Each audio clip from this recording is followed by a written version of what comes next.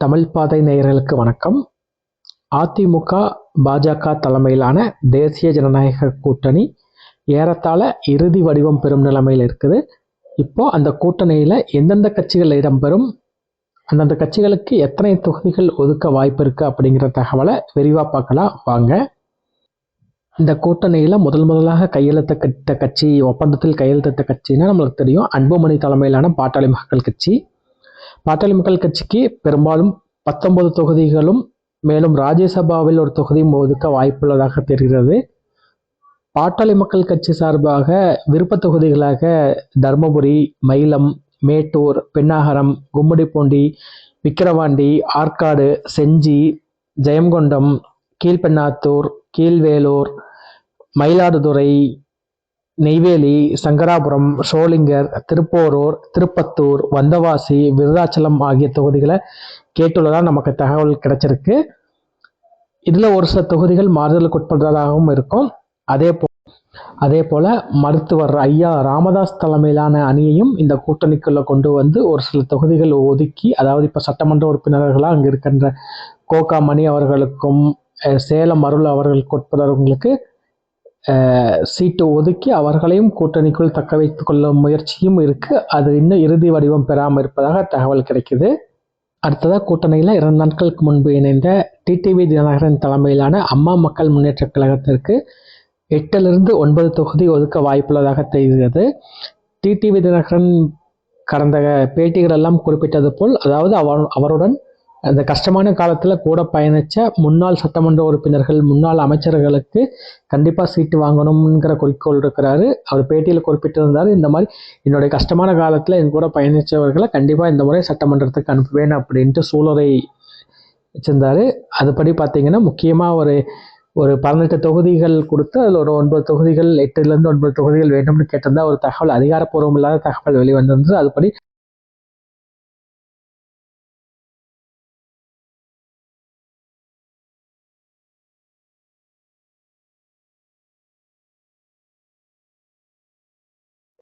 அடுத்ததாக தமிழ் மாநில காங்கிரஸ் இக்கூட்டணியில் இடம்பெறுவது உறுதியாக தெரிகிறது. தொடர்ந்து இவர்கள் பாஜக கூட்டணியில் தான் பயணிச்சுட்டு வர்றாங்க. இவர்கள் 2021 6 தொகுதியில் போட்டியிட்ட நிலையில் இந்த முறை பெரும்பாலும் 4 தொகுதியில் போட்டியிட வாய்ப்புள்ளதாக தெரிகிறது.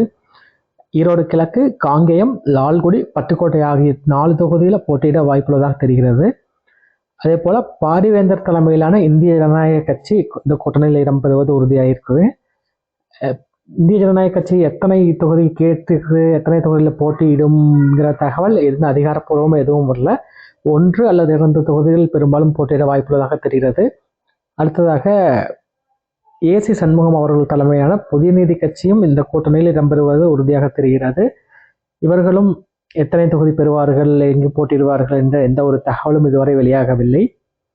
அதேபோல் ஜான் பாண்டியன் தலைமையிலான தமிழக மக்கள் முன்னேற்ற கழகமும் இந்த கூட்டணியில் இடம்பெறுவது உறுதியாகியுள்ளது. ஜான் பாண்டியன் கடந்த முறை சென்னை எழும்பூரில் போட்டியிட்ட நிலையில் அவர் இந்த முறை தென் மாவட்டத்தில் ஒரு தொகுதியில் போட்டியிட விருப்பம் தெரிவித்துள்ளதாக தெரிகிறது. அதேபோல் திருமாரஞ்சி தலைமையிலான தென்னிந்திய ஃபார்வர்ட் பிளாக் கட்சியும் இந்த கூட்டணியில் இடம்பெறுவது உறுதியாகியுள்ளது. அவருக்கு பெரும்பாலும் உசிலம்பட்டி தொகுதியோ அல்லது மதுரை மாவட்டத்தில் உள்ள ஏதேனும் ஒரு தொகுதி ஒதுக்கப்பட வாய்ப்புள்ளது. அதேபோல் ஜெகன்மூர்த்தி அவர்களின் தலைமையிலான புரட்சி பாரதம் கட்சியும் ஏற்கனவே இந்த கூட்டணியில் உள்ள நிலையில் மீண்டும் 2026 இந்த கூட்டணியில் தொடர்வது உறுதியாகியுள்ளது.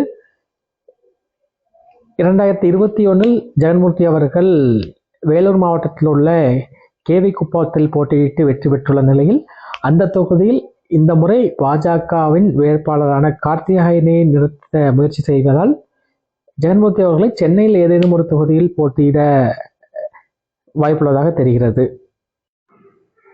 தொடர்ந்து அதிமுக கூட்டணியில் பயணித்து வரும் பெருந்தலைவர் மக்கள் கட்சி, அதாவது என்ஆர் தனபாலன் அவர்கள் தலைமையிலான பெருந்தலைவர் மக்கள் கட்சியும் இந்த முறை கூட்டணியில் இடம்பெறுவது உறுதியாகியுள்ளது. அவர் தொடர்ந்து போட்டியிடும் பெரம்பூர் தொகுதியிலே மீண்டும் போட்டியிடுவார் என எதிர்பார்க்கப்படுகிறது.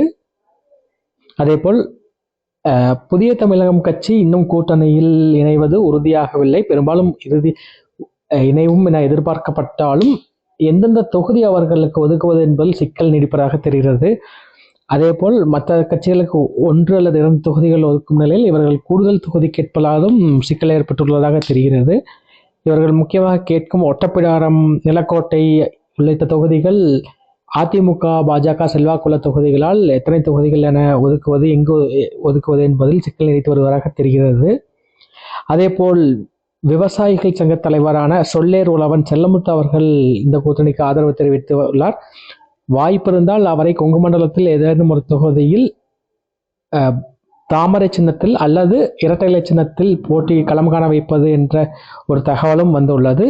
அதற்கு எந்த அளவு அதேபோல் PV கதிரவன் அவர்களின் தலைமையிலான அகில இந்திய ஃபார்வர்ட் பிளாக் கட்சியும் ஸ்ரீதர் பாண்டையா தலைமையிலான மூவேந்தர் முன்னேற்ற கழகமும் இன்னும் இந்த கூட்டணியில் இடம்பெறுவது குறித்தான அதிகாரப்பூர்வ தகவல் எதுவும் வெளிவரவில்லை. பெரும்பாலும் இணைவார்கள் என எதிர்பார்க்கப்படுகிறது. அதேபோல் பெரும் எதிர்பார்ப்போடு இருந்த தேசிய முற்போக்கு திராவிட கழகம் தேமுதிக இந்த கூட்டணியில் இணைய வாய்ப்பில்லை என தெரிகிறது. ஏற்கனவே நடந்த பேச்சுவார்த்தையில் இவர்கள் தேமுதிகவினர் கணிசமான தொகுதிகள் கேட்ட நிலையில் தேசிய முற்போக்கு கூட்டணி சார்பில் அதிகபட்சம் 8லிருந்து 10 தொகுதிகள் மட்டுமே ஒதுக்க முன்வந்ததால் தேமுதிக இந்த கூட்டணியிலிருந்து வெளியேறுவதாக தெரிகிறது. தமிழ்நாடு கொங்கு இளைஞர் பேரவையின் நிறுவன தலைவர் தனியரசு அவர்கள் சில நாட்களுக்கு முன்பு அதிமுக பொதுச் செயலாளர் எடப்பாடி பழனிசாமியை சந்தித்து இந்த கூட்டணியில் பங்கு பெற விருப்பம் தெரிவித்ததாக ஒரு தகவல் வெளியாகியுள்ளது. அதற்கு அவர் மறுப்பும் தெரிவித்துள்ளார்.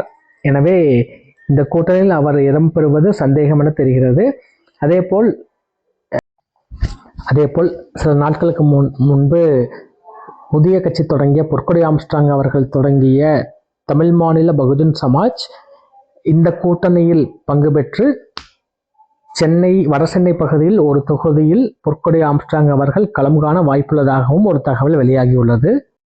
அடுத்த கட்ட தகவல்களை நாளை பார்க்கலாம். நமது சேனலை சப்ஸ்கிரைப் செய்து ஆதரவு தாருங்கள். நன்றி, வணக்கம்.